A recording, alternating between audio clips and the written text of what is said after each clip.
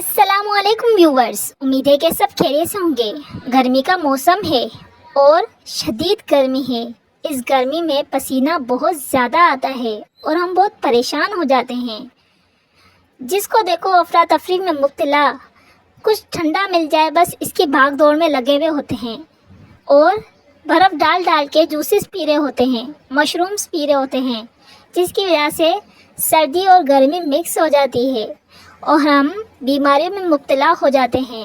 ऐसे में एक बीमारी खांसी की बीमारी जो हमें लग जाती है, जिसकी वजह से हम किसी से बात करने के काबिल भी नहीं रहते और चिड़चिड़ापन हमारे मिजाज में आ जाता है, जिसकी वजह से हम बहुत परेशान हो जाते हैं। बच्चा हो या बूढ़ा, इंतहाई परेशानी की हालत में ज़िंदगी गुजार रहे होते हैं। ऐसे में मैं आप लोगों के लिए 2 घरेलू इलाज आज बताने जा रही हूँ।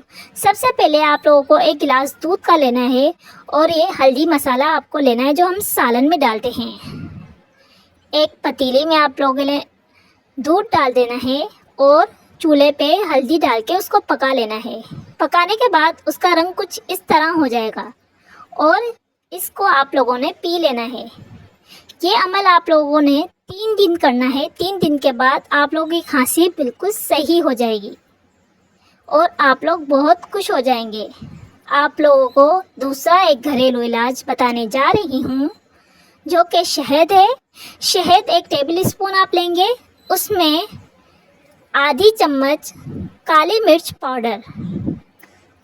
पाउडर का मिला के 1 टेबल स्पून शहद और आधी काली मिर्च पाउडर आप लोगों ने शहद में मिला लेना है और उसको पी लेना है।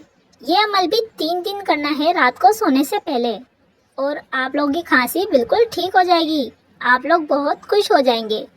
जो खांसी आप लोगों को बार बार परेशान कर रही थी और आप लोग बहुत चिड़चिड़े हो गए थे, तो इस खांसी से आप लोगों को फौरी तौर छुटकारा मिल जाएगा और ये इसका कोई साइड इफ़ेक्ट नहीं है।